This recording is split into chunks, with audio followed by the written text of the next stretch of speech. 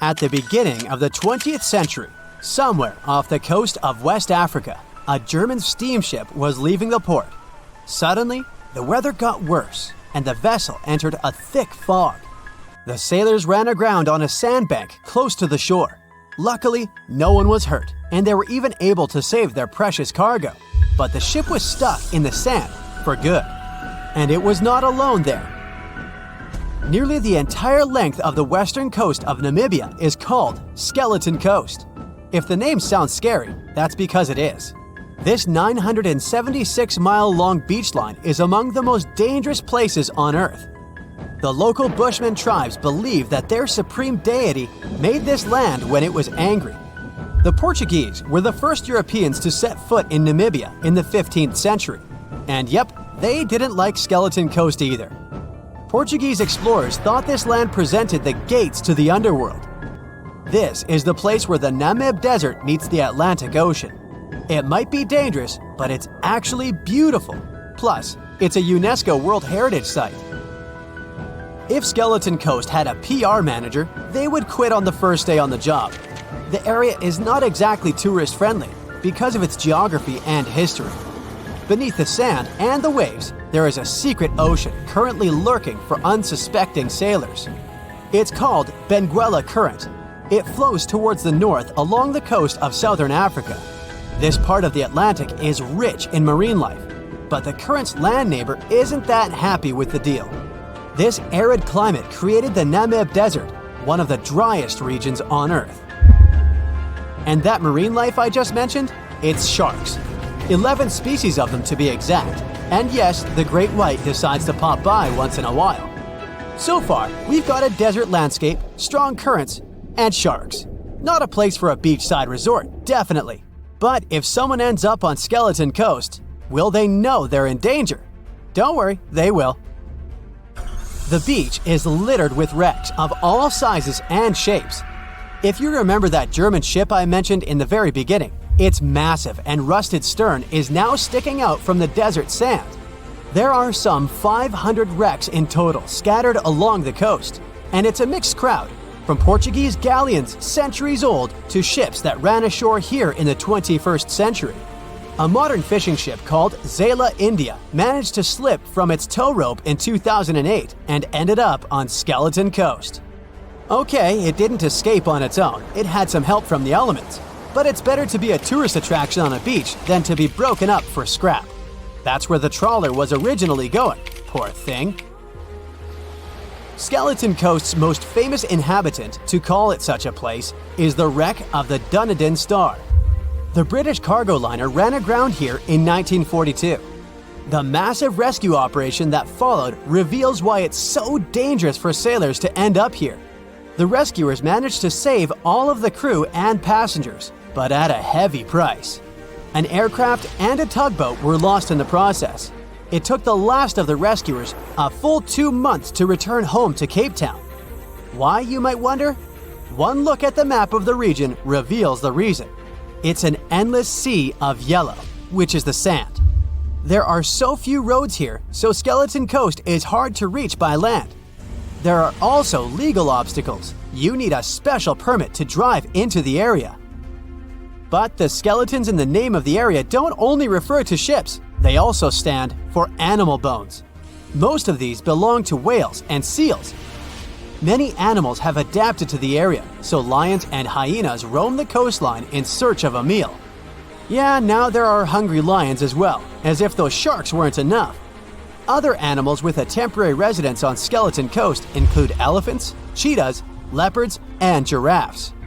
In 1971, the Namibian authorities established a national park here, but except for surfers, after an adrenaline rush, they don't get many visitors. You can understand why. The Namib Desert is the oldest desert in the world, and it's not very tourist-friendly either.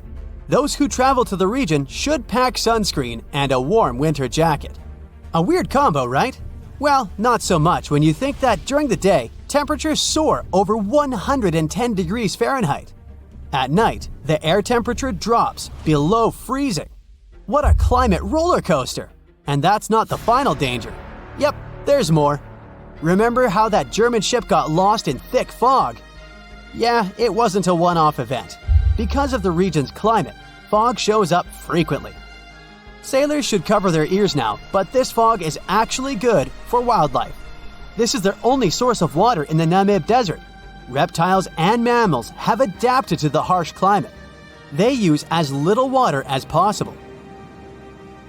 Shifting sands, thick fog, strong currents, lions, and sharks. Not the stuff you would put in a tourist booklet, but Skeleton Coast isn't the only beach on Earth you wouldn't want to spend your vacation on. I will take you to Cape Tribulation in Australia. The area covers some 48 square miles in the northwestern part of the continent. And no, the area is not as dry as Skeleton Coast. It's part of the Daintree rainforest. You could say that here, it is the rainforest, not the desert that meets the ocean. The beach at Cape Tribulation is straight from a postcard. But looks can be deceiving.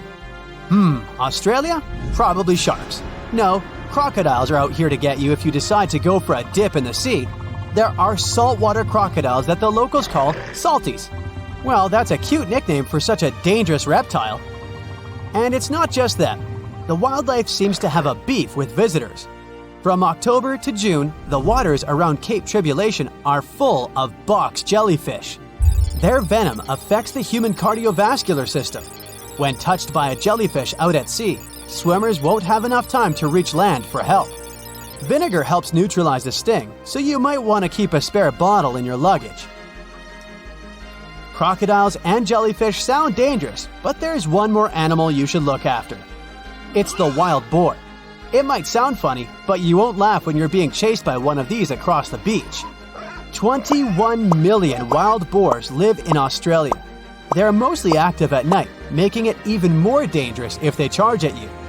The best defense is running in circles. Wild boars can't cut corners well. That's probably why we don't see many of them taking up careers as race drivers. Cape Tribulation has one last danger installed for you, and it's not an animal. Out here, even the trees are plotting against visitors. The stinging tree got its name for a reason. If you try to pick one of its beautiful red berries, it'll fight back. Its prickles are like tiny glass shards. The less than pleasant effect on your skin will last for a month. Then there is this wait-a-while bush. Who keeps naming them like this? This long vine has spikes that grab hold and just don't let go. They are so strong they can pull a human off a horse. You'll have to wait for someone to come by and save you from this thorny grabber. If you are about to cross this Australian beach from the vacation list, hold on for a second. Tourism is booming here. The local authorities have restricted access to all of the danger zones. Visitors go swimming in dreamy water holes that are surrounded by lush vegetation. There are even ropes to swing from. Now, that's a beach you can finally relax on. A ship is traveling across the Atlantic Ocean when a storm starts. At first, the situation doesn't seem to be very bad, but soon, people on board the ship realize that the storm is intensifying. Waves are huge, and nothing can save the ship. It's starting to sink. On board, there's only one lifeboat. Sadly, it can only hold one person. The captain is in a terrible situation. He needs to decide which passenger can be given a chance to survive. Besides the captain, there are 8 people on board. Some of them seem to be lovely. Others look like villains. But you might not know the truth until it's too late.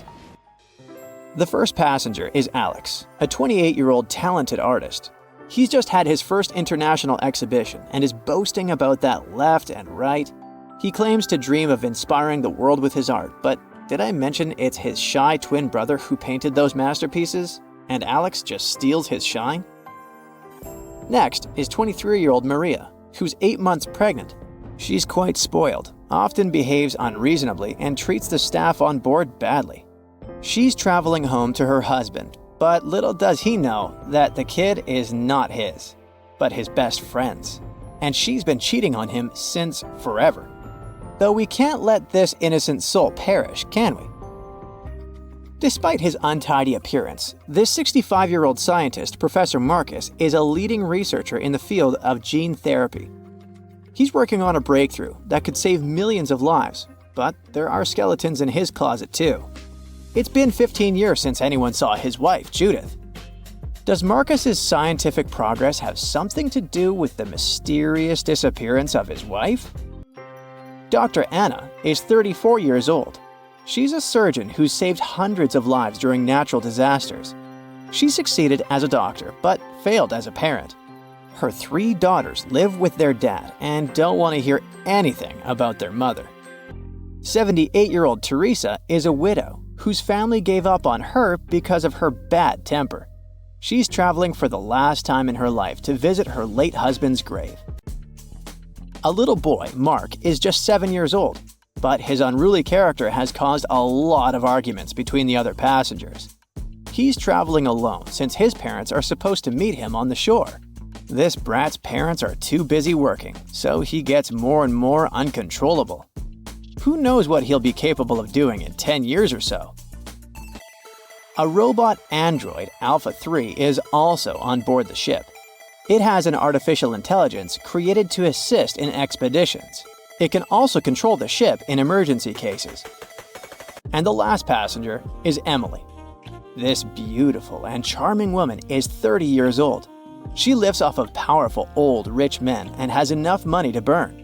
She hasn't worked a single day in her entire life and just travels the world. To make his choice, the captain invites each of the passengers to listen to their stories. He asks each of them just one question. Why would you be the one to survive? Alex says, "You see, my art can inspire and change the world. Looking at my works, they help people see the beauty of life, especially during difficult times. I must continue living. I have so much to show through my paintings." Maria answers, "Can't you see that a new life is growing inside my body? It's me and my unborn kid who must survive. We risk losing a talented doctor or an artist in the future. It's not just my life we're talking about." Professor Marcus says, "My work is not finished yet. It might save thousands of lives. I'm close to a breakthrough and I need to live to make it." Dr. Anna says, "My hands save lives. I have proven many times that I can do the impossible in extreme conditions. The world can't lose my skills and knowledge." The elderly woman begs, "Please, you must understand me. I might have lived a long life, but I want to see my husband's grave." Mark says, "I'm still a kid. My parents are waiting for me at home. I want to hug my mom and dad." Alpha 3 states that it was created to serve and help people. Its ability to analyze situations and make rational decisions in a crisis can be used to prevent future disasters. Emily admits, "Look at me. Doesn't every person have their unique value? I'm young and beautiful, and I have a lot of potential. Surely you see it." the captain is desperate. How can he, a mere mortal, decide who should live and who he should take this chance away from? After pacing his cabin and hitting the walls with his fists, he decides to estimate passengers' value and see how useful they are. Alex, as a talented artist, can influence society through his art, providing inspiration for thousands of people who will see his masterpieces. But no one knows where his ego can bring him. Plus, remember who the real artist is. Saving Maria means saving her unborn child. But however cynical it may sound, the contribution of these two lives to the future of society is assumed, but not guaranteed. What if that child grows up to become a criminal? Professor Marcus can indeed provide significant benefits to society through his scientific research, but he isn't young. What if he doesn't live long enough to finish his work? Dr. Anna is a surgeon. She's already saved a lot of lives and will definitely continue to do so in the future. Her ability to provide immediate medical assistance in critical situations makes her one of the most valuable candidates for survival, since she can directly and regularly save lives. At the same time, she is a terrible mother, and it'll definitely influence the lives of her daughters. Teresa is living history and experience, but unfortunately, her ability to continue contributing to society is limited. In simple words, she's old, and we don't know how much time she has left. Mark is in a similar situation. He has the potential for a long and productive life, but his immediate contribution to society is limited. His survival is based on the potential for future contribution, which is difficult to estimate at the moment. Alpha 3 can provide valuable technical assistance and functional support, but as a robot, it does not add to human well-being directly. As for Emily, despite her beauty, her achievements are minimal. On the other hand, she's only dating wealthy and influential people, and thus has a lot of influence on society of her own. Now, from the perspective of how much profit each of the passengers can bring, saving Dr. Anna seems to be one of the most logical choices. Her knowledge and skills can save many lives in the future, which means the greatest good for the greatest number. But let's have a look at the captain's choice. In the end, after listening to all the passengers and pressed for time, the man decides to save Emily. Can you figure out why he's made such an unexpected choice? Write your answer in the comments below. You can also pause the video to think it over. Okay, I suppose you're ready for the answer to be revealed. You see, even though each passenger presented very compelling arguments for why they should be saved, the captain was particularly moved by Emily's charm and attractiveness. And even though there were more logical candidates in terms of utilitarianism and humanism, the captain succumbed to his personal feelings and preferences, which influenced his decision. This riddle illustrates that in real life, people often make choices based on their sympathies and preferences rather than logic or public benefit. This is because emotions and personal relationships can have a strong influence on our perception of situations and decision-making. Here's a real-life example. HR managers tend to choose candidates they like or share common interests with, and it doesn't matter that other candidates might have more suitable skills or experience. This phenomenon is known as the similarity effect. Now, I've got an important question for you. Which passenger would you save? Share your choice in the comments. But I'd like to remind you that there is no correct answer. They said it was the most technologically advanced ship. They said it was unsinkable. And when it sank, they made a movie about it. These were the main reasons why the Titanic disaster became world famous. But unfortunately, this is not the only large-scale shipwreck. And sadly, there have been cases much worse than the tragedy of the Titanic. One of them occurred on April 27, 1865. The Sultana steamboat carried passengers and cargo daily between St. Louis and New Orleans. It was a pretty large wooden boat with 3 decks and was 260 feet long and 70 feet wide, almost twice the size of a basketball court. The ship could carry about 350 passengers, but on that unfortunate day, more than 2,000 people were on it. On April 23rd, she was making a routine voyage from New Orleans when it broke down. Something was wrong with the boiler, so the vessel docked in Vicksburg for repairs. At the port, the ship's captain, James Cass Mason, found out about an excellent opportunity to earn a lot of money.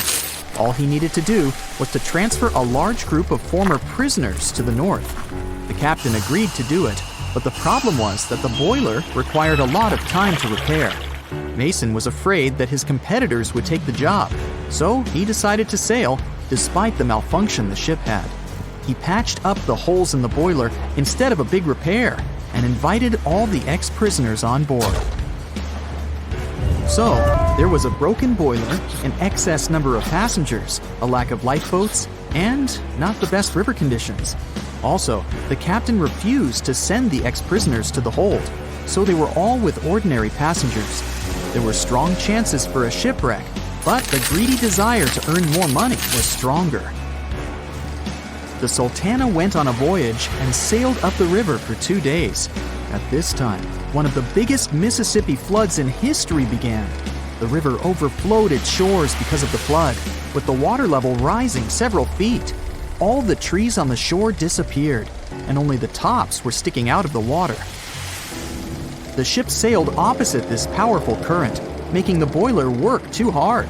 On the evening of April 26th, the Sultana arrived in Memphis, Tennessee, and they loaded even more, 120 tons of sugar and 200 passengers. She got incredibly heavy. Around midnight, the ship continued its dangerous journey. The captain sailed to barges to load a shipment of coal. At 1 a.m., the vessel left the barge. At 2 a.m., the broken boiler, unable to withstand the load, suddenly exploded. The Sultana was just 7 miles north of Memphis. Few people survived that day. The problem was that passengers trying to escape from the fire jumped into a cold river with a strong current. The Sultana disaster is considered the most tragic shipwreck in the history of the United States. The exact number of those who didn't survive is still unknown. According to various sources, this number was from 961 to 1,800 people. Don't be surprised that almost no one knows this story. There were many more survivors in the Titanic tragedy, and everybody heard about it. But the Sultana sank during one high-profile event. 12 days before the shipwreck, the country lost Abraham Lincoln. People hadn't yet recovered from this news, so no one paid much attention to the tragedy of the Sultana.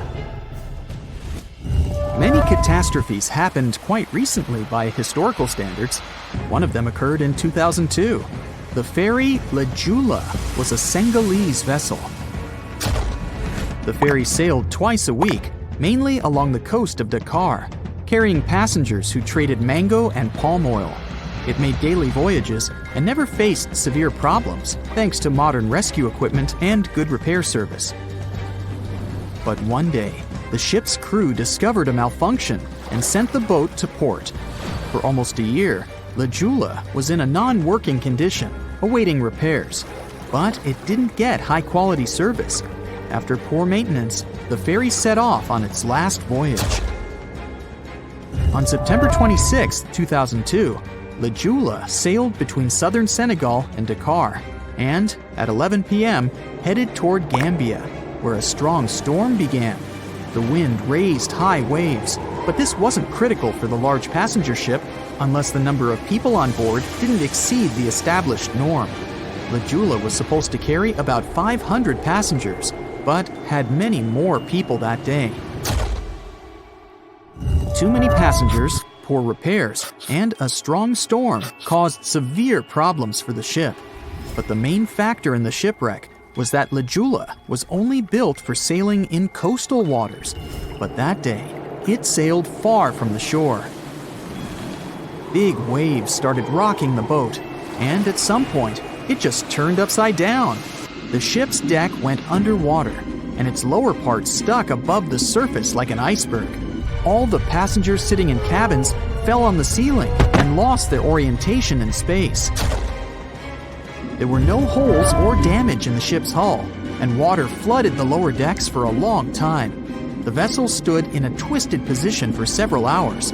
Then, the boat began to sink when the water seeped through the deck and hold. The ocean was warm, but no one came to save the passengers. People had to wait almost 4 days to be rescued. Unfortunately, only a few managed to survive.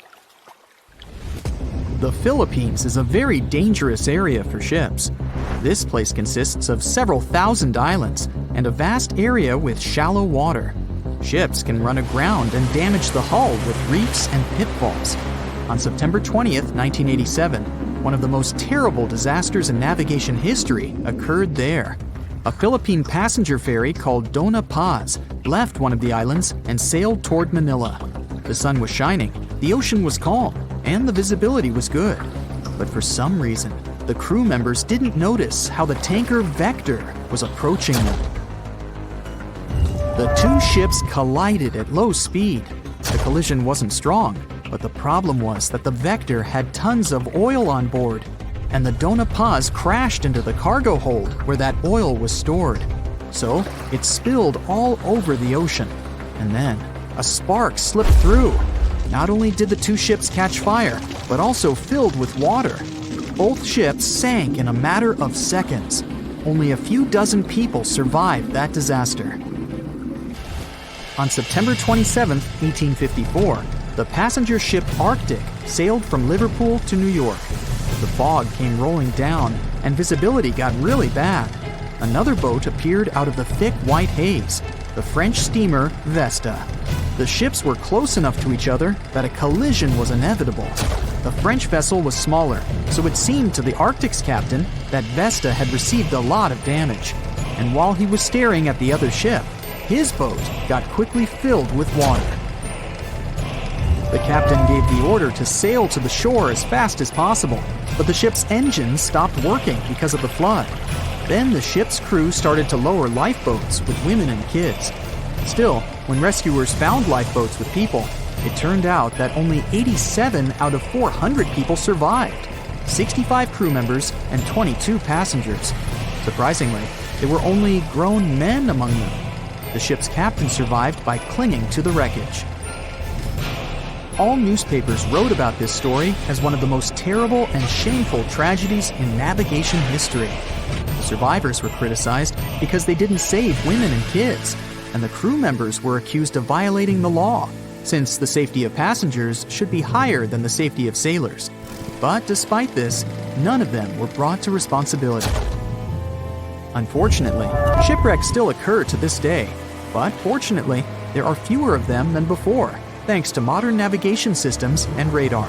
But no technology can guarantee there won't be a super strong storm or any other emergency that no one can foresee. As an experienced sailor and the first man to ever sail non-stop on his own around North and South America, Matt Rutherford has seen a lot during his voyages. But what he saw in 2013 while sailing through the waters of the Atlantic with his colleague surely stands out. Some 800 miles off the coast of Bermuda, not far away from the famous Bermuda Triangle, they noticed a boat that seemed to be moving by itself. The sails weren't up and the motor wasn't running. The sailors decided to check if there was someone who needed their help aboard, so they moved closer to the mysterious ship. Once they got there, things only got weirder, as they realized there wasn't a living soul aboard. Rutherford started filming to document their discovery. The boat looked so awfully abandoned that they expected to find some pretty scary things in there. But it didn't stop Rutherford from searching the vessel. The boat, which turned out to be named Wolfhound, looked like an upscale one, probably costing hundreds of thousands of dollars. It was pretty weird to find it floating by itself in the middle of the ocean. It seemed like whoever abandoned it was leaving in a rush. There were clothes and other personal belongings all over the main cabin. Some parts of the ceiling had fallen and some drawers had popped open. The brave sailors decided to tow the ghost ship back to Bermuda. It wasn't easy because Wolfhound was bigger and heavier than their boat. After days at sea, the crew was running low on fuel and asked a passing freighter to stop and give them some gas. They kept pulling Wolfhound until the tow line got wrapped around the rudder and they realized they could get stranded in the Bermuda Triangle. So they had to abandon the ship.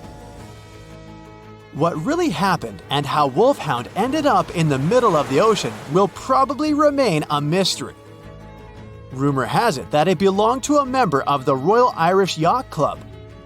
The ship was going on its first voyage from Connecticut to Bermuda and then Antigua. It got in a terrible storm around 400 miles away from Delaware. The winds were so strong that the yacht suffered 2 knockdowns. A Greek cargo ship rescued the crew. They left the ship with an emergency beacon on. The rescued crew members shared that they saw the ship sink, which only adds more questions to the story. How did it get back to the surface? Does the Bermuda Triangle have anything to do with that? Christopher Columbus himself reported some unusual compass activity going on in this mysterious area while he was on his way to the New World. Despite the stories of more than 50 ships and 20 planes disappearing in the area, it remains one of the most heavily traveled shipping routes in the world. Some skeptics believe that this fact solves the Bermuda Triangle mystery. It could make sense because the busier the area, the more accidents happen there. But then again, it's not the number of disappearances that makes the place so mysterious. It's the lack of explanation and wreckage lost for good. The first ever confirmed ship to vanish in the Bermuda Triangle was the USS Pickering. In 1800, it departed from the US on its way to the West Indies. The ship sailed into the Bermuda Triangle along with its 90-man crew. No one ever heard anything from them ever since. The popular explanation is that the ship was taken out by a storm. But because no one found any wreckage, we'll never know for sure. The largest ship that has ever disappeared in this mysterious area was the USS Cyclops. In March 1918, carrying a crew of 306 people, the USS Cyclops left Barbados and headed home to Baltimore. The ship passed through the Bermuda Triangle on its journey and vanished into thin air, or rather, water.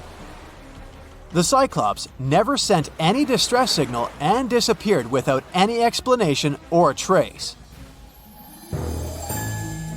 The Bermuda Triangle isn't the only place in the world where ships go missing or mysteriously resurface.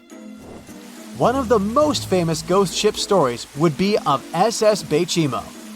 The large cargo steamer was built in Sweden. On October 1st, 1931, it got caught in pack ice. The crew decided to wait it out and managed to break free after a couple of days, only to get trapped again in less than a week. This time, they didn't manage to make it out. A rescue team went by air to save 22 of the crew members. 15 other members stayed in a wooden shelter they built not far away from the ship. Their plan was to wait out the winter and get back aboard. At the end of November, a strong blizzard was rushing through the area. When it was over, Bechimo seemed to have gone away with the storm. The captain decided it must have broken and sunk. But a few days later, a local hunter informed them that he had seen the ship around 45 miles away from their camp. The crew managed to find the ship and took the most valuable cargo from its hold. They had fears that Bechimo wouldn't live through that rough water, but it did manage to survive after all.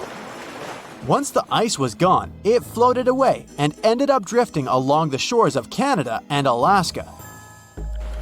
Many people reported seeing the ghost ship in an open sea. Some even tried to board it to save the ship, but the weather didn't allow it to happen. The last time someone saw SS Bechimo was in 1969, 38 years after its crew had left it. It could still be drifting somewhere in the ocean. The story of MV Hoita happened in the South Pacific. The ship was originally a wooden luxury yacht. After serving for 20 years to various owners, it became a merchant ship. In 1959, it set on a trading voyage that was supposed to last around 2 days. When it didn't reach its destination on time, no one was worried at first as things happen in the open waters. After another day, and no distress signals from the Hoita, it was obvious that something serious was going on with it. There were 25 people aboard, and their families wanted to find them. A search and rescue crew worked for 6 days looking for the ship, or at least its wreckage, in an area of nearly 100,000 square miles. That's 1.5 times as big as Florida. Sadly, the mission had come back with no results. It seemed like Hoita had disappeared without a trace. A month later, another merchant ship noticed Hoita drifting in the ocean, miles and miles away from its original route, and none of the crew members or passengers were on board. The cargo had also disappeared. The lifeboats were also gone, so the people must have escaped the ship hoping to save themselves. It turned out that the crew had been trying to get help as they tuned the radio to the International Distress Channel. But the damaged cable didn't let them send the signal any further than 2 miles. It also looked like when they were leaving the ship, the crew took the logbook with them, and we still don't know what exactly happened to Hoyita. Family members of those who were on board are still looking for answers. One professor claims it must have been a corroded pipe that leaked and flooded the vessel, but we'll most likely never know for sure. In the Pacific Ocean, near Japan, there is an area nicknamed the Devil's Sea. It's believed to be one of the 12 vile vortices around the Earth. Some people claim that vile vortices have weird things going on in them because the pull of the planet's electromagnetic waves is stronger there than anywhere else. The most famous ship that disappeared in the area was a fishery patrol vessel in 1952. The ship went there to investigate the vessels that went missing previously and disappeared along with 31 crew members. Scientists who don't believe it was a mysterious disappearance blame the underwater volcano eruption for what happened. Thick fog is rising over the ocean as the sun is slowly sinking towards the horizon. It's hard to see further away than a few dozen feet, but that's enough to notice a hulking, skeletal shape in the distance. As your ship approaches the figure, your heart beats faster, and then you make out the details of another vessel, abandoned by the looks of it. Ghost ships do exist, and their mysteries aren't always solved. Take MV Hoyita, for example. It was a wooden vessel built in 1931 as a luxury yacht. It had served well to various people over 20 years before it was bought by a Samoan sailor and became a merchant ship. In 1955, though, Hoyita's service came to an abrupt and mysterious end. On October 3rd, it set sail for another trading voyage that should have taken no more than 48 hours. Delays happen in the sea, so when Hoyita didn't arrive on October 5th as scheduled, there was little worry yet. But then it failed to come on the following day too. There was no distress signal or any other sign of Hoyita's presence anywhere between its departure and arrival points. A search and rescue party was dispatched to find the ship, and for 6 days, they were scouting the area of nearly 100,000 square miles. On October 12th, the mission returned to the base empty-handed. Hoyita vanished without a trace. It was only a month later that another merchant ship, Tuvalu, noticed the missing vessel far away from its route, drifting in the open sea and listing heavily. The sailors boarded the ship and found that all of its crew and passengers, 25 people total, were missing, along with all the cargo the vessel had been carrying. The radio was tuned to the International Distress Channel, meaning that the crew had been trying to ask for help, but they couldn't reach anyone because the radio cable had been damaged, limiting the range to 2 miles. The lifeboats were missing as well, indicating that people on board must have left the ship. Unfortunately, they seem to have taken the logbook with them, leaving the rescue team clueless as to what had happened. Even today, the mystery of MV Hoyita hasn't been solved yet. No one knows where the crew and passengers had gone and what had caused them to leave. SV Carol A. Deering wasn't a ghost ship in the usual sense of the word. There were no sightings of it in the open sea. Instead, it was found on the shore, but the circumstances of it running aground are a puzzle shrouded in mystery. Carol A. Deering was built in 1919 in Maine, and it was a large vessel made for commercial voyages. Unfortunately, despite its large cost of construction, it had only served for a year before its last trip. July 19, 1920.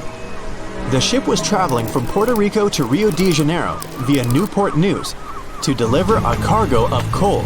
It was almost halfway to the final destination when the captain fell seriously ill, and the crew turned back to drop him and his son off and replace the captain. The voyage went without incident, but when it came to Barbados in December to resupply, there were strange moods among the crew. The first mate didn't seem to be happy with the new captain. No one paid much attention to it back then, when they probably should have. The last sighting of Carol A. Deering at sea was on January 28, 1921, when a lightship noticed it off the coast of North Carolina. There was some commotion on the quarterdeck of the ship, where the crew were normally not allowed. Then, another vessel sighted it, but there was already no one on the decks. On January 31st, the merchant ship was found hard aground in the Diamond Shoals, a site notorious for numerous shipwrecks that had been occupying there for centuries. When the search and rescue party boarded the ship, they found it abandoned, the log and personal belongings of the crew gone, along with the 2 lifeboats. There is still no answer to what happened on board of Carol A. Deering that January, although the most popular version was mutiny. Maybe we'll never find out the truth though. SS Bechimo is perhaps one of the most notable ghost ships in history. This large cargo steamer was built in 1914 in Sweden and plodded its way dutifully over 16 years, trading provisions for pelts with native tribes of Alaska and Canada. But then, on October 1st, 1931, Bechimo got caught in pack ice. At first, it seemed the crew would be able to wait it out and continue on their route because the ship broke free in a couple of days. But in less than a week, it became caught again, this time for good. In another week, a rescue party was sent to fetch 22 of the Bechimo's crew, while another 15 remained behind to wait through the winter if necessary and get the ship back. But a month later, after a powerful blizzard struck their camp, the sailors went out of their shelters only to find the ship gone. Luckily, a few days later, a native hunter told them Bechimo hadn't been lost yet. He'd seen it about 45 miles from where they had been stationed. They managed to track it down, but decided the ship wouldn't survive the winter, so they took the most valuable cargo from its hold and abandoned it. They were wrong though. SS Bechimo did survive that winter, and many more that followed. When the ice broke, it sailed away on its own, drifting listlessly along the shores of Canada and Alaska.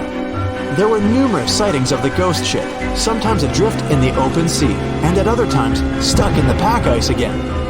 People attempted to board and salvage it, but weather conditions or lack of equipment always prevented them.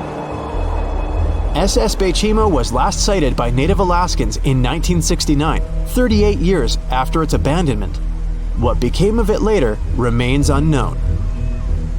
The story of SS Orang Medan is one of the most puzzling and harrowing ghost ship stories of the 20th century.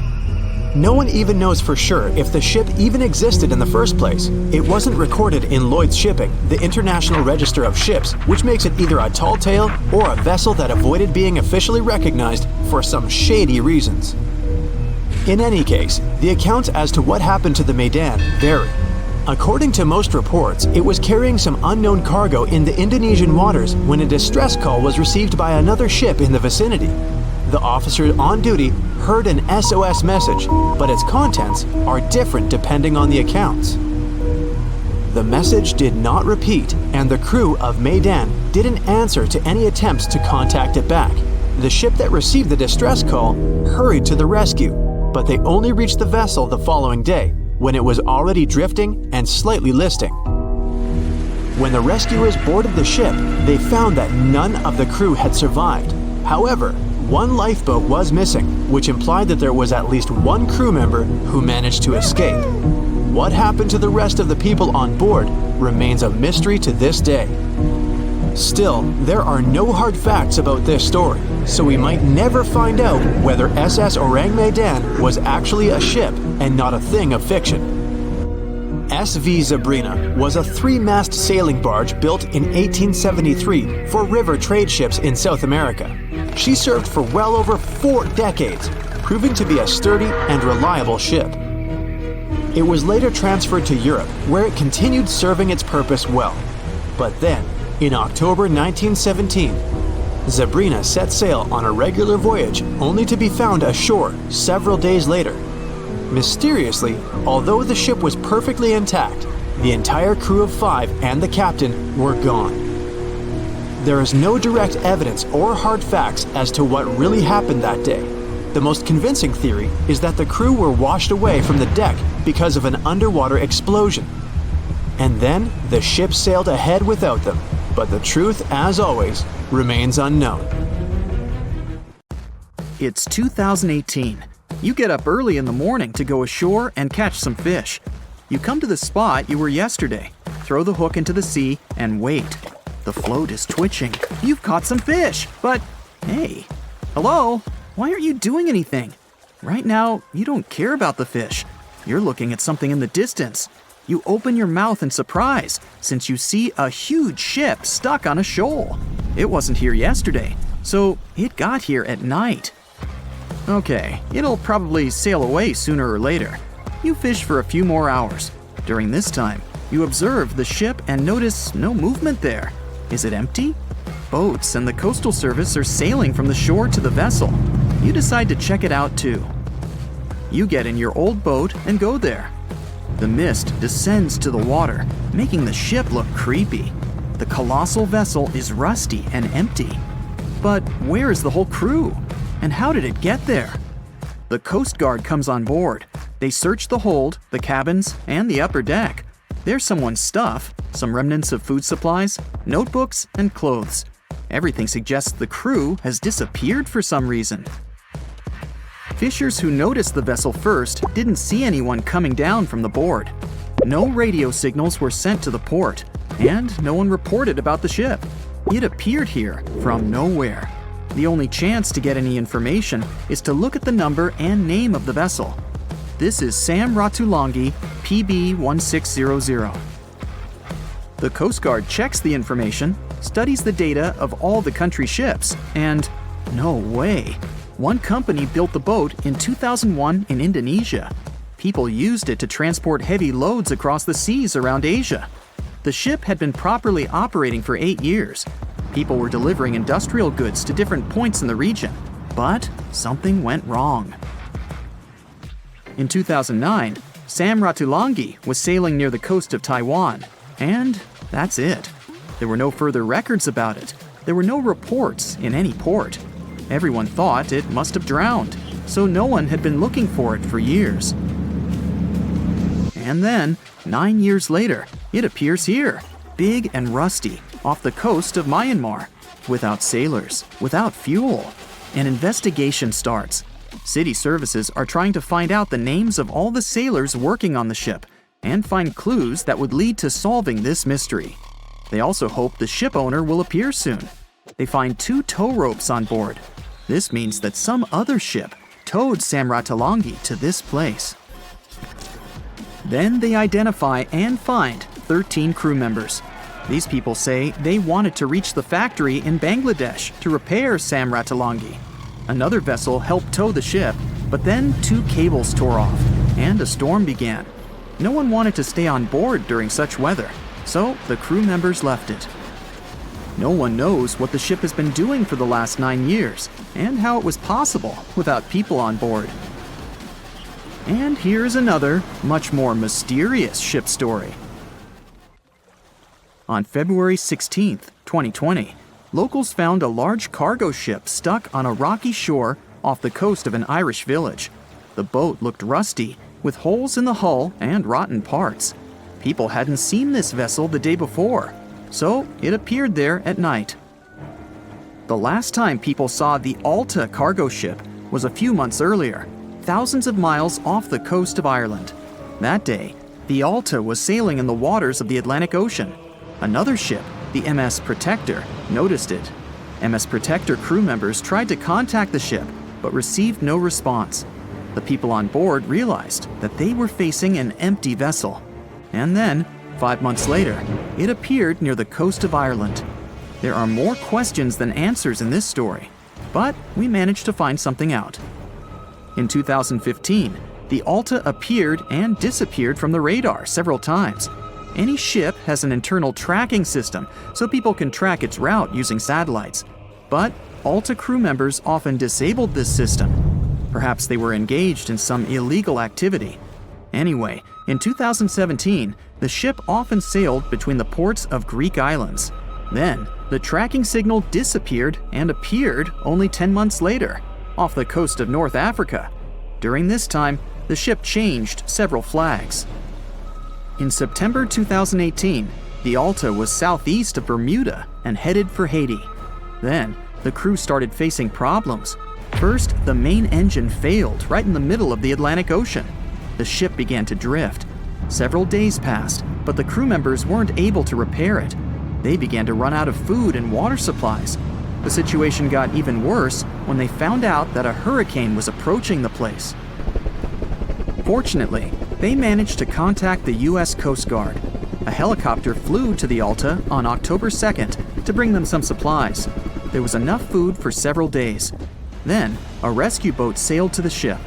It evacuated all the sailors and delivered them to Puerto Rico before the hurricane. The Alta had to drift alone in the ocean. After a while, another ship approached the Alta to tow it to the shores of Guyana. But at this moment, everything went wrong.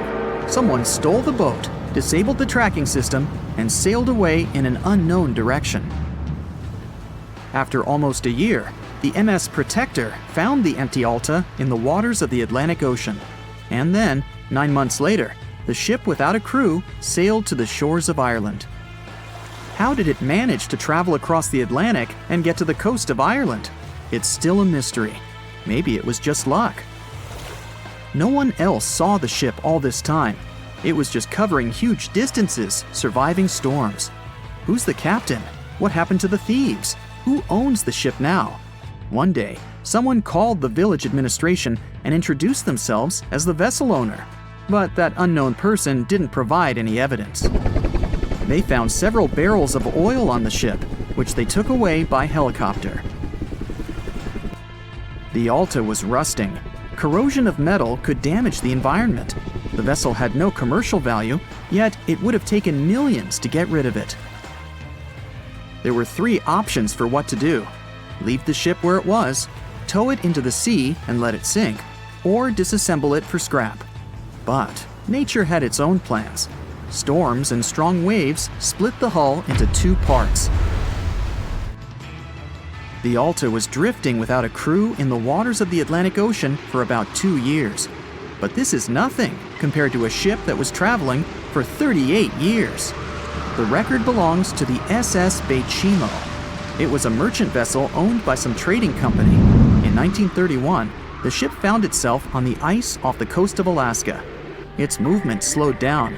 A thick layer of ice blocked the ship, and a strong storm only made the situation worse. The blizzard was so intense that the crew members couldn't see anything but a white veil in front of their eyes. Sailing any further was impossible. The team had to wait for the storm to end. They waited for a day, 2, 3 days. A week had passed, but the snowstorm was only getting stronger. Then, one day, it grew weaker. The crew members split into 2 teams.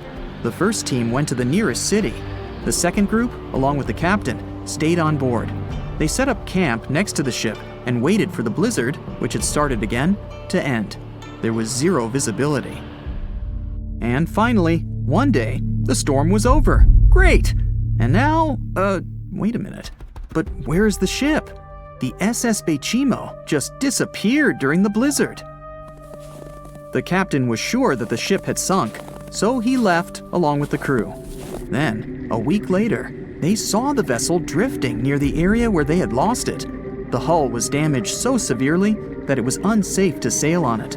Repairing the ship would be pointless and expensive, so the captain decided to abandon it. He was sure that it would go underwater sooner or later, but it stayed afloat for the next few days, the next few months, and a few years. People had reported seeing it at various points along the coast of Alaska for 38 years. The last record of the SS Bechimo is dated 1969. Those who saw it claimed the ship was completely frozen, almost merged with the ice. Some people planned to start an expedition to find the ship, but all attempts were unsuccessful. The vessel is probably lying somewhere on the deep sea floor. It has recently become a popular location for many tourists looking for the perfect place to get away from it all. If you're lucky enough to catch a sunny day here, it's like no other, I can assure you. Chances are, you'll end up having loads of foggy days, but let's be honest, they have a special allure of their own. This enchanting smile-shaped island is called Sable Island. It's located 190 miles from mainland Nova Scotia. It wasn't accessible to the general public until 2013. That's when it was added to the list of national parks of Canada. You can get here either by plane or by water. But what's so enchanting about this place anyway? There must be something since the yearly tourist count is growing every year. Firstly, there's a spectacular number of wild horses here. There are between 200 and 500 horses roaming free all over the island. There's also a large population of gray seals. The place is also the only breeding location of a rare bird species called the Ipswich sparrow. If you're already considering a trip here, there are some things you need to know first. Remember that fog I mentioned earlier? Well, it turns out that Sable Island is the foggiest place in the Canadian Maritimes. I'm talking about approximately 127 foggy days each year. During such days, Sable Island literally disappears underneath a thick layer of fog. You won't be able to explore the place on your own either. The local regulations state that visitors need to travel within a group, and they also need to keep a 197-foot distance from the wildlife they can encounter here. As charming as this place may be, it holds a dark secret hidden beneath the sandy dunes, and it has nothing to do with beautiful creatures living here or the island's unique vegetation. Apart from being known from its horses and seals, Sable Island is infamous for an overwhelming number of shipwrecks. Over the years, about 350 ships have ended their lives here, on these sandbars. When survivors described their experiences, they usually mentioned harsh weather conditions near this mysterious island. The island also made its way into literature when it was described in a book called The Perfect Storm, which was written by Sebastian Junger and published in 1997. The book was so successful that it was later adapted for the big screen in 2000, with George Clooney playing the leading role. The first recorded shipwreck near Sable Island dates back to 1583. The boat was named the HMS Delight and was under the command of British adventurer and explorer Sir Humphrey Gilbert. Only 17 people managed to survive the catastrophe by escaping in a small boat. Records mention that they spent 7 days at sea before reaching the shores of Newfoundland. In 1884, another vessel named the Nicosia struggled in the thick fog as well. The ship was completely destroyed, but fortunately, all 18 crew members managed to survive. The captain's son was almost lost at sea when a lifeboat capsized when he was climbing into it. He somehow managed to stay underneath the lifeboat, which was completely submerged. When this lifeboat righted, he eventually emerged from the water and was rescued for the second time. The years between 1947 and 1999 were relatively quiet on the island. In 1999, though, a yacht called the Merrimack ran aground near the shore of the island at about 2 a.m. on July 27th. The 40-foot fiberglass boat had a crew of only 3 people. Natural gas exploration workers, who were luckily not far away, rescued them. The crew managed to fly safely to Halifax the next day. The owner of the Merrimack tried to recover his boat by hiring local fishermen. Unfortunately, this operation was unsuccessful, since only the fittings of the yacht were eventually saved. It took no more than 6 weeks for the sand and waves to crush and completely break up the hull of the Merrimack. So what is it about this place that's so dangerous for boats? Does it have anything to do with the weather? Or maybe there's other forces at play? The explanation turns out to be a bit more complex, and it wasn't easy to figure out, at least not way back in the 1500s. First of all, the island is located close to one of the world's richest fishing grounds. Since it's also near one of the major shipping routes between Europe and North America, hundreds of vessels sail past it each year. The likelihood of shipwreck increases when there are so many boats roaming around the area. Sable Island is also in the way of most of the storms that move up the Atlantic coast of North America. It's no surprise that boats often get hurtled straight onto the shores of this island. The weather has a lot to do with it too. During the summer season, the warm air from the Gulf Stream creates a dense fog as it merges with the cool air by the Labrador Current that passes by the island. Other currents don't help the matter. Sable Island is next to the meeting point of 3 major ocean currents: the Gulf Stream, the Labrador Current, and the Belle Isle Current. Since the 1950s, radars and other modern navigation tools have been used on commercial vessels as well. Up until then, the sextant was the main instrument used to figure out a ship's location. It doesn't mean that sextants weren't accurate, but this instrument couldn't work properly without a clear view of the sun or stars, which means it didn't help much in dense fog, such as the one surrounding Sable Island, or when it was cloudy. Often during bad weather, the captain of a ship navigated, relying on their experiences and intuition based on the ship's speed and direction. That's why most of the survivors in shipwrecks near Sable Island said that the captain had simply miscalculated the ship's position, crashing into Sable Island by accident. This dusty, sandy land is as unfriendly to ships as it is to trees. There's reportedly a single tree on the whole island, and it looks a lot more like a bush. It's actually a pine tree. And since the famous island horses don't see it as much of a food source, it somehow managed to survive. Reports say that the tree was planted back in the 1950s. Local authorities were trying to grow a forest on the island to make it a bit more welcoming. They've planted tens of thousands of trees over the years, more than 69,000 evergreens, 600 fruit trees, and about 55 pounds of pine seeds, along with other plants which could survive the conditions on the island. But they were no match for the extreme weather and sandy soil. Out of all those plants, just one pine tree is still alive. Thanks to its resistance, it has even become a symbol of Sable Island. Interestingly, for around 40 years, the island also had just one inhabitant. Can you imagine that? One person living on a remote island for so many decades? It's the story of a woman called Zoe Lucas. She chose to surround herself with the only residents on the island: the horses, the gray seals, and the many species of birds. An esteemed naturalist, she mentioned in an interview she gave back in 2017 that she was used to living on the island and that she never got lonely. To survive here, she had to put together an essentials kit. It included a notebook to take notes and a pair of binoculars to study the wildlife. You can safely assume she wasn't scared of the intimidating surroundings, since she decided to eventually call this place home. At first, Zoe wanted to set up camp on one end of the island, near some abandoned buildings. But eventually, she settled in a wooden house near a bunch of sand dunes. A Canadian institution called the Meteorological Service of Canada put together the simple construction back in the 1940s. Parks Canada operates the building these days. Zoe's work included gathering as much data on the local horse population as possible.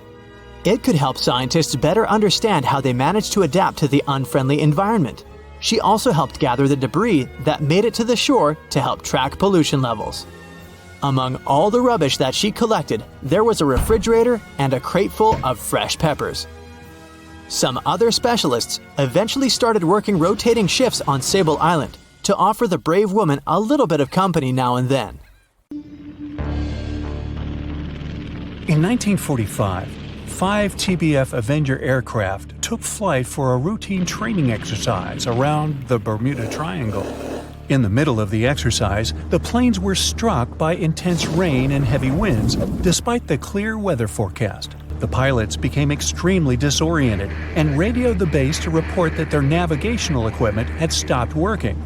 The last thing the base heard was, "When the first plane drops below 10 gallons, we'll all go down together," and then static.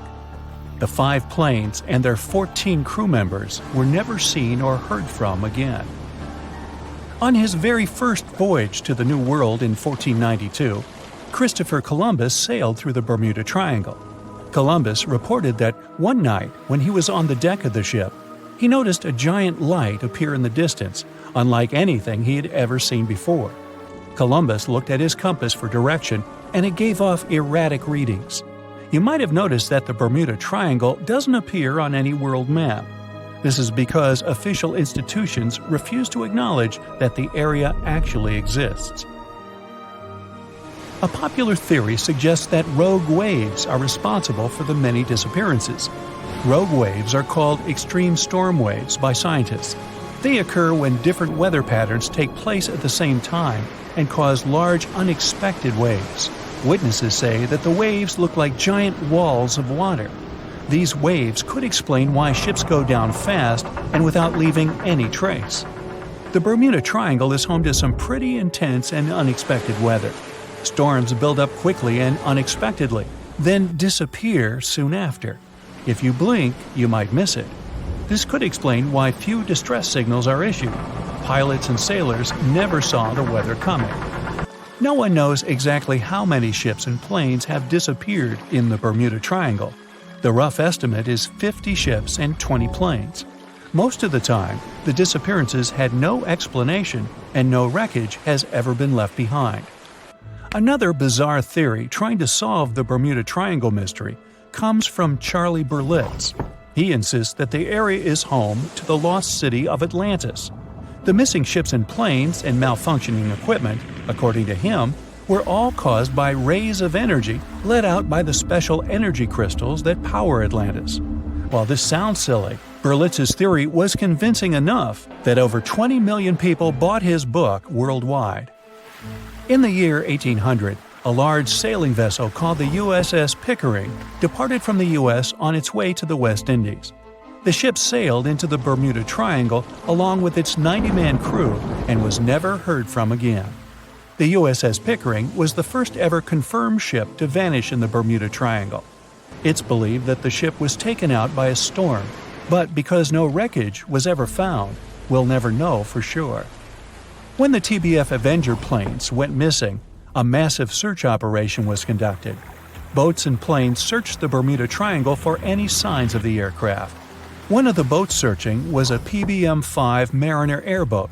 The airboat took flight at 7:27 p.m. and called in a routine radio message 3 minutes later. Then, it was never heard from again. No trace was ever found of the rescue airboat or the 5 Avenger aircraft. An enormous investigation was launched into the disappearance of all these vehicles, but nothing was ever discovered. This particular area of the ocean is one of the most heavily traveled shipping routes in the world. Some skeptics believe that this fact solves the mystery. Statistically, the busier the area, the higher the frequency of accidents and disappearances. While this makes sense, it's not the frequency of disappearances that's responsible for the mystery of the Bermuda Triangle. It's the lack of explanation or wreckage found. On the ocean floor, decomposing organisms let off large concentrations of methane gas that gets trapped under the water. This gas can build up until, boom, it ruptures. The gas surges up to the surface and erupts. If a ship was in the area of one of these ruptures, the water would become much less dense and cause the ship to sink rapidly and without warning. Scientists believe this could be the cause of the many disappearances in the Bermuda Triangle. While this theory makes a lot of sense, it doesn't seem too likely. The U.S. Geological Survey has stated that no large releases of gas are believed to have occurred in this area for the past 15,000 years. The ocean floor is made of rocks containing a lot of magnetite. It's more like iron. Magnetic fields react to high concentrations of magnetite on the ocean floor, which may start a sort of conflict between the two. It can often lead to various weather anomalies and, as a result, navigation issues.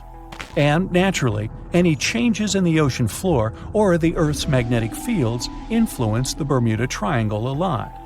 Since the magnetic field is constantly moving, it might be also taking the Bermuda Triangle with it. Now that people know where the triangle is, it's easy to avoid it. It supposedly moves eastward together with the magnetic poles, but scientists still can't answer where exactly it will be in a couple of years. Some people blame all the disasters on the extraterrestrial paranormal activity. Others suppose it's all about raging natural phenomena. There's another triangle in Lake Michigan. Just like the one near Bermuda, the Michigan Triangle got its shady reputation for some disappearances. The first recorded one dates back to 1679. A large vessel, one of the largest of that time, set out on an expedition, yet once it got in the sinister triangle, it never came back. Much later, an aircraft disappeared in this triangle. The skies are usually very clear there, but back in 1883, some people witnessed abnormal things in the area. Some claim to have seen large blocks of ice falling from the skies, and the crew even managed to save one as hard proof. Meanwhile, the Pacific Ocean Mystery Area is another sinister triangle. Off the south coast of Japan, not far away from Tokyo, there's a sea where plenty of ships met their doom, disappearing without a trace in these waters. They call it the Devil's Triangle. Some scientists believe the cause of anomalies is the environmental changes. Also, there's a really high concentration of methane hydrates on the bottom of the ocean in the Pacific Triangle area. You're deviating from your original course and sailing in the wrong direction. There's the Caribbean Sea near the triangle, peppered with small islands. The seafloor here isn't deep. The ship can get in shallow waters. And now the ship is stuck on a shoal, and you have no idea where you are. If this were the 21st century, the ship's captain would be able to reach the shore using GPS and other modern navigation. But the most interesting thing is that the compass would work correctly this time, since the magnetic North Pole hasn't already coincided with the true one for a long time in the territory of the Bermuda Triangle. The agonic line is somewhere far away from here. There are no problems with navigation now, but for some reason, this is where ships disappear. In fact, not just here. Throughout the Atlantic Ocean, there are places where many more ships were gone. The Bermuda Triangle is not even in the top 10 of such places. One of the main reasons why many ships are lost here is that one of the most popular shipping routes in the Atlantic passes through the Bermuda Triangle. And the more ships in one place, the more shipwrecks. Simple probability. Then, it just starts getting weird. Other theories say that there's a space-time rift in this region.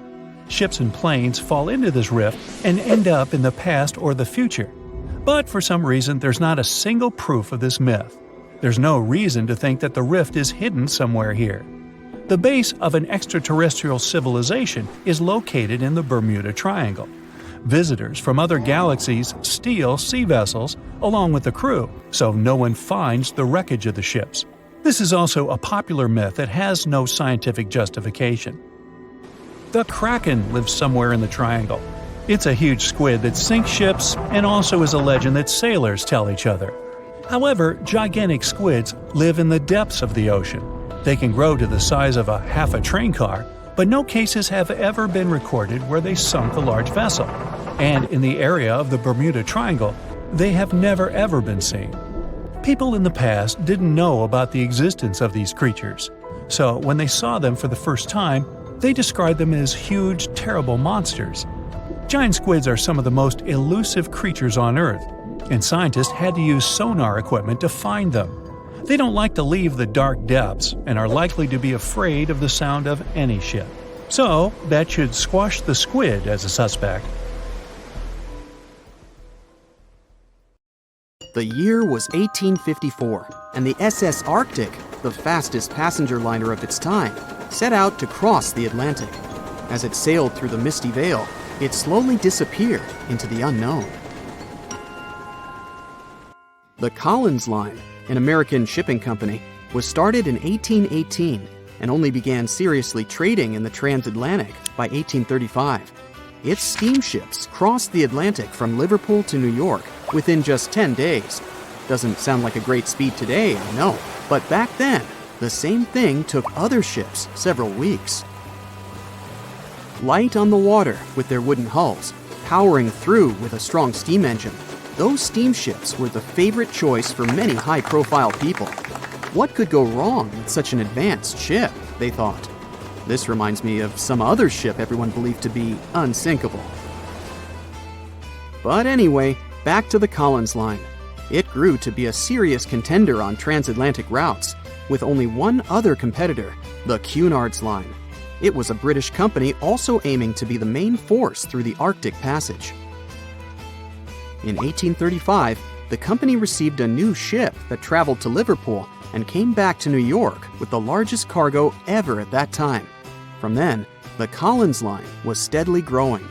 It seemed like there would only be future successes for it. Unfortunately, their lavish ships became costly to run with the amount of coal used. Massive power along with weak wooden hulls meant they needed many repairs after each voyage. So, every trip ended up being expensive. But since the ships were safe and had a great reputation, people were willing to pay the price, and the company was definitely not in crisis. They had achieved something no one had managed to do before them. Like I told you, their ships crossed the Atlantic in a whopping 10 days, and Edward Collins, the owner, was very determined to maintain the pace. Their 5 ships easily outran the Cunard's Line of only 3. With this great praise, it provided more attention. Though the Cunard's ships were slower with their iron hulls, they believed there was still profit, regardless of how slowly they sailed. Among Cullen's ships, the Arctic, the third of them to be launched, was the largest, reaching 284 feet long, with 2 side-lever steam engines, each with 1,000 horsepower. The paddle wheels made 16 revolutions a minute when at full speed. At the time of its launch, the press called it the most stupendous vessel ever constructed in the United States. But glamour and fame couldn't avoid what would come next. On the 27th of September, the Arctic was on its journey from Liverpool to New York, continuing a speed pace through the thick fog. It's possible that by that moment, after 4 years of record-breaking trips, the crew became overconfident with their sailing and the ship. Going only 50 miles from Newfoundland, they carelessly continued through the fog with no radio contact, sonar, or any other form of identifying objects, equipped only with Morse code. A smaller ship, the SS Vesta, which operated as a fishing vessel, often worked around Newfoundland. It was passing through the same path as the Arctic and crashed into its side. Shocked by the collision, the captain of the Arctic offered help to the much smaller Vesta, but it was soon clear that the damage that seemed minor on the Arctic was far worse. Beneath the waterline, a hole was letting water into the hull. The cost of the much faster wooden hull now seemed less valuable. They steered toward land, trying to plug the holes, but they weren't doing so well, and the seawater continued to pour in, filling up higher and pushing the ship down. And finally, once the engine room was full, it put out the boilers, taking away the massive power the Arctic was once legendary for. They moved slowly until coming to a complete stop. The ship continued to sink, and the order was to abandon it. At the time, maritime law allowed for the Arctic to carry only 6 lifeboats, only capable of saving 180 people. The crew and some of the passengers managed to push their way aboard and took most of the seats on those boats. Things were pretty wild, and everyone forgot about their manners, not letting the ladies and the youngest ones board first. It took 4 hours for the Arctic to sink.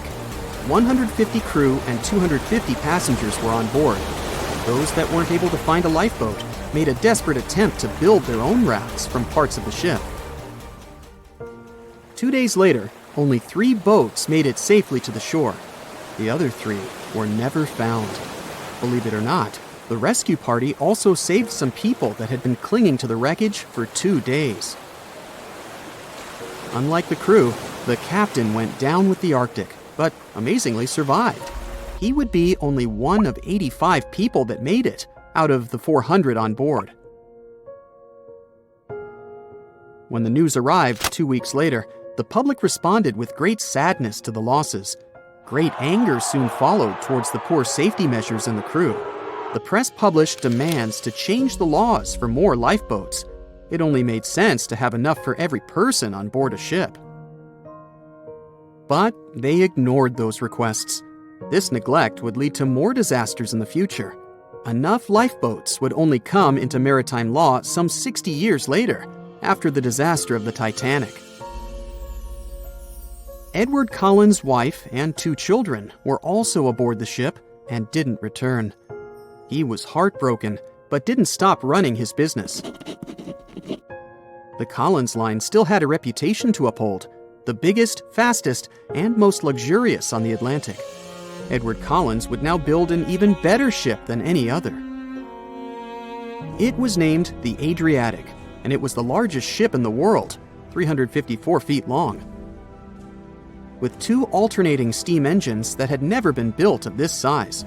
These steam engines at the time were at the height of engineering, though today you can only see them in models and toys. With the new addition of 2 masts, the Adriatic would also be able to sail if needed. Luckily, they made some lessons from the disaster of the Arctic. But before their new ship, the Adriatic, was built, another disaster had occurred. The sister ship of the Arctic had also sunk. They believe this second ship was desperate to stay in front of the Cunard's line and hit an iceberg somewhere during the race. This weird contest took the lives of 141 people. The desperation of Collins and his weakly built hulls pushed the company towards bankruptcy in 1858. The newly built Adriatic, costing over $1 million, had only made one voyage in the end. And even that voyage was considered a disaster. The ship collided with a tugboat. It still managed to finish its maiden voyage at a suitable time. After the company had gone bankrupt, they had to sell the ship for only $50,000. They removed the great giant engines, replacing them with only sails. Although it was once the greatest ship on the high seas, it was only 30 years later until it was abandoned, labeled irreparable, and anchored in a river. The other remaining ships were also sold and only used for parts. Edward Collins left the industry altogether, seeking work on dry land instead. As the Collins line was no longer in the mix, the Cunards would grow in strength. Without competition, they would win the Blue Riband for the next 30 years, and 180 years later, after producing hundreds of ships. They still have a constant presence on the seas as they provide transatlantic crossings, world voyages, and leisure cruises. To this day, the Cunard Line is the only one to run ships between Europe and America, and it's great proof that it's not always the fastest that's the best. They say nothing is ever lost, and it's true. Let's discover ships frozen in time. The first one is truly fascinating. Here, the Antikythera shipwreck. It's a Greek trading ship from the 1st century BCE. It's located on the east side of the Greek island of Antikythera and at the merging point of the Aegean and Mediterranean seas. Around 2,000 years later, in 1900, a group of Greek sponge divers discovered the wreck. They were going to Tunisia, yet they were forced to find shelter from a storm on a nearby island. Since they couldn't go anywhere due to the storm, they decided to look for sponges until the weather got calmer. One of the divers discovered the shipwreck at depths of around 130 feet. Imagine someone going for a sponge hunt, but getting out to the surface with archaeological treasures. The captain of the sponge boat talked to the Greek officials about what they had found. The officials sent 2 ships to the wreckage. The salvage operation was successful, and discoveries are now in Greece's National Archaeological Museum in Athens. The findings included 3 life-sized marble horses, jewelry, coins, and hundreds of works of art, including a 7-foot-tall Colossus statue of Hercules. Among these treasures, Antikythera ephebe, a bronze statue of a young man, caught more attention. Because the ephebe doesn't comply with any familiar iconographic model, and there are no known copies of his type, he held a spherical object in his hand. Scholars have different theories of who that person could be, but they are not in a consensus yet. More than 70 years later, Jacques-Yves Cousteau and his team went to the area and recovered hundreds more artifacts and the remains of 4 people. Interestingly, they discovered a complex set of interlocking gears, capable of predicting the movement of the sun, moon, and several planets. The mechanism can also show the times of solar and lunar eclipses years into the future. Think of this Antikythera mechanism as an early computer calendar, to plan significant events like agricultural activities, religious rituals, and Olympic Games. These artifacts found in the Antikythera wreckage are some of the most important findings in modern archaeology. Just the Antikythera mechanism itself has changed our perception of the limits of ancient technology. The mechanism has a sophisticated design and was made over 1,000 years ago. After all these amazing discoveries, experts believe that the wreckage site has remained largely unexplored and is mostly because of its location and the landscape of the seafloor on which the ship rests. The wreck is too deep for scuba divers but too shallow to use something like a submersible. A survey made on the seafloor in 2012 showed evidence of a second wreck about 800 feet to the south. It's clear that this area has a lot to offer humanity. What would happen if those sponge hunters didn't go to the area? Scientists found a shipwreck in Antarctica at the bottom of the Weddell Sea 107 years after it sank. The name of the ship was Endurance, and it was the lost vessel of Antarctic explorer Sir Ernest Shackleton. Scientists who laid eyes on it decades later say it is among the greatest undiscovered shipwrecks ever. That is why they filmed the whole discovery. The video shows the remains of the Endurance and proves it is still in remarkable condition. It has been sitting in 10,000 feet of water for over a century, yet it looks like it sank very recently. So the story goes like this. The ship was crushed by ice and sank in 1915. Shackleton and his crewmates had to escape by themselves in small lifeboats. From then on, it was all about survival. Shackleton imagined to get his crew to safety, then the ship sank. Yes, this is a pretty impressive story, but why did scientists prize this ship? Firstly, Shackleton's Imperial Trans-Antarctic Expedition sailed to make the first land crossing of Antarctica. Yes, the crew was trapped in ice, but the intention was important. Secondly, it's about the challenge itself of finding the shipwreck. The Weddell Sea is almost always covered in thick sea ice. You know, the same ice that made the Endurance sink. Getting near the presumed sinking location is super hard, let alone being able to conduct research.